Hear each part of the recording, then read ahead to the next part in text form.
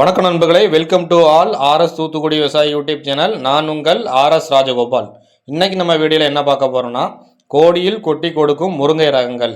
அதுக்கு முன்னாடி இப்போ முதலாக நம்ம வீடியோ பார்க்குறவங்களா இருந்தீங்கன்னா கண்டிப்பாக நம்ம வீடியோவை சப்ஸ்கிரைப் பண்ணி பாருங்கள். இதே மாதிரி முருங்கை சம்பந்தமான வீடியோக்கள் நாங்கள் தொடர்ந்து இந்த யூடியூப் தளத்தில் நாங்கள் கொடுக்கலான்னு இருக்கோங்க. வாங்க வீடியோக்குள்ளே போகலாம். அது என்னங்க கோடியில் கொட்டி கொடுக்கும் முருங்கை ரகங்கள்னு நீங்களும் கேட்குறதுனால நானும் சொல்லிடுறேங்க. அதாவது நம்ம ஒரு 10 மரத்தையோ ஒரு 100 மரத்தையோ வச்சுக்கிட்டு கோடியில் நமக்கு காசு கிடைக்கணும்னா கண்டிப்பாக நமக்கு கிடைக்காதுங்க. நம்ம கோடியில் கிடைக்கணும்னா அதுக்கு தக்க, அதாவது ஒரு 10,000 20,000 30,000 முருங்கை மரம் வச்சுருந்தோம்னா அது ஒரு விலை போகிற டைமில் நமக்கு கோடியில் கிடைக்க தான் செய்யும். அது இல்லைன்னு சொல்ல முடியாது. அதே சமயம் நமக்கு 100 முருங்கை வச்சுருந்தோன்னா அதுக்கு உரிய வருமானம் கிடைக்கும். 1000 முருங்கை வச்சா அதுக்கு ஒரு வருமானம் கிடைக்கும். 2000 முருங்கை வச்சா அதுக்கு ஒரு வருமானம் கிடைக்குங்க. அதனால் நம்ம ஹெட்லைன் கோடியில் கொட்டி கொடுக்கும் முருங்கைன்னு சொல்லியிருக்கோம். அதாவது நம்ம தோட்டத்தில் 2 வகையான முருங்கை ரகங்கள் வச்சுருக்கோம். இந்த 2 ரகமான முருங்கை ரகங்களுமே நல்லா தான் நமக்கு ஈல்டு வந்துட்டுருக்கு. முதல்ல நம்ம இப்போ பார்த்துட்டு இருக்கிறது நோபுளுங்கிற ஒரு ரகங்க. இந்த ரகம் இப்போ லேட்டஸ்ட்டாக ஒரு 4-5 வருஷமாக நல்ல ஒரு ஈல்டை தந்துட்டு இருக்குது. இது இப்போ நம்ம தோட்டத்தில் பார்க்குறது நம்ம புதுசாக இந்த வருஷம் வச்சுருக்கோம். இந்த முருங்கைலாம் வச்சு ஒரு 6 மாதம் ஆகுதுங்க. இந்த 6 மாதம் முருங்கை பாருங்கள் எந்த அளவுக்கு காய் பிடிச்சிருக்கு பாருங்கள்.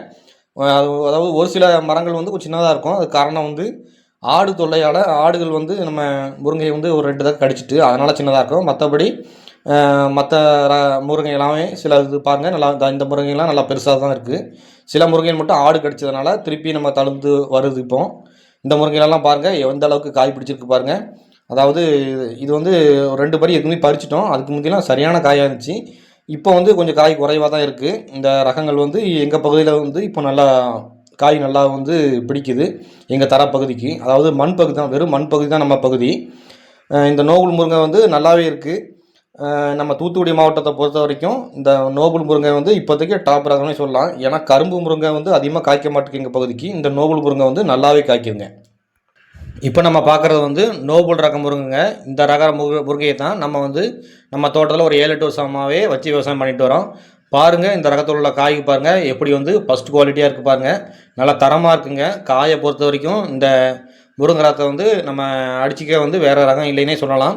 ஏன்னா வெயில் டைமில் அந்தளவுக்கு காய் குவாலிட்டியாகவே இருக்கும். ஆனால் மழை டைமில் மட்டும்தான் மழை தண்ணி பட்ட பிறகு கொஞ்சம் காய் கலர் சேஞ்ச் ஆகும். மற்றபடி வெயில் டைம்லாம் ஃபஸ்ட் குவாலிட்டியாக இருக்கும் இந்த காய். நல்ல தரமான முருங்கை தாங்க.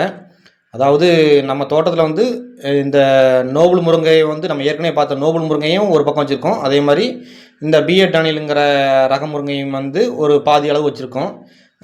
அந்த முருங்கை ரகம் கொஞ்சம் வளர்ச்சி குறைவாக தான் அந்த மாதிரி இருக்குது. ஆனால் இந்த பிஎட் அணிலுங்கிற ரகம் நல்லாவே மரம் நல்லா வேகமாக வளர்ந்துருக்கு. இருந்தாலும் அந்த நோபுள் முருங்கையும் நமக்கு நல்லா தாங்க காய்க்குது. அதாவது இவ்வளோ பெரிய மரத்தில் நம்ம காய்க்கிற அளவோட நோபுள் முருங்கையும் அதுக்கு காய்ப்புலலாம் குறை சொல்ல முடியாது, நல்லாவே காய்க்குது. அதே மாதிரி இந்த பிஎட் அணிலுங்கிற ரகமும் நல்லாவே காய்க்குது. சரிங்க, நம்ம திரும்பவும் கோடியில் கொட்டி கொடுக்கும் முருங்கை ரகங்கிற நம்ம ஹெட்லைனுக்குள்ளே வருவோம். அதாவது நம்ம என்ன முருங்கை ரகத்தை பயிரிட்டாலும் சரிங்க, நம்ம முருங்கை மரம் வச்சு ஒரு 3 மாதத்தில் அதுக்கு நல்லா சாணி உரம் வச்சு, அதே மாதிரி முருங்கை மரம் வச்ச நாள்லேருந்து 10 நாளைக்கு ஒரு தடவை ரெகுலராக நம்ம மருந்தடித்து நல்லா ப்ராப்பராக பராமரித்து, அதே மாதிரி முருங்கை மரத்தை நட செஞ்சு ஒரு மாதம் உள்ள ஒரு 2 மாதம் கழித்து மாதத்துக்கு ஒரு தகையோ இல்லை ஒரு 15 நாளைக்கு ஒரு தகையோ நல்லா கடவரெல்லாம் வச்சு பராமரித்து கொண்டு வந்தோம்னா நமக்கு சில டைம், அதாவது சொல்லப்போனால் சில வருஷம்லாம் நமக்கு விலை இல்லைன்னா நட்டம்தான் முருங்கை விவசாயம் நம்ம சொல்கிறோம். ஏன்னா அவ்வளோ செலவு பண்ண வேண்டியிருக்கு இந்த காலத்தில் முருங்கைக்கு. நம்ம சாப்பிடாம பட்னியாக கிடந்தாலும் சரி, இதுக்கு செலவு பண்ண வேண்டிய செலவை நம்ம பண்ண வேண்டியிருக்கு. அதனால் நம்ம விலை தான் இது முக்கியம்.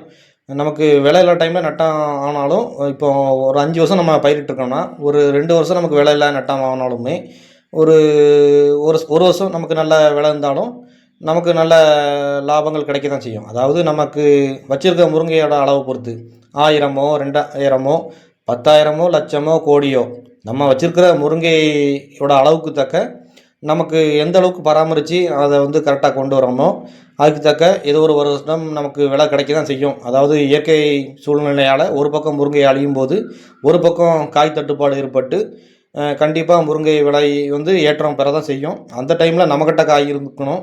அப்படி இருந்துச்சுன்னா கண்டிப்பாக நம்ம வச்சுருக்கிற முருங்கையோட அளவை பொறுத்து நமக்கும் 1000 லட்சம் கோடின்ட்டு நமக்கு வருமானம் கிடைக்க தான் செய்யும். அதுக்கு தக்க நம்ம எந்த ரகத்தை வச்சாலுமே இந்த ரகம் தான் அந்த ரகம் தான் இல்லைங்க. இப்போ நம்ம தோட்டத்தில் நம்ம இந்த 2 ரகத்தை வச்சுருக்கோம். அதே மாதிரி ஒவ்வொரு ஊரிலும் ஒவ்வொரு ரகம் வச்சுருப்பீங்க.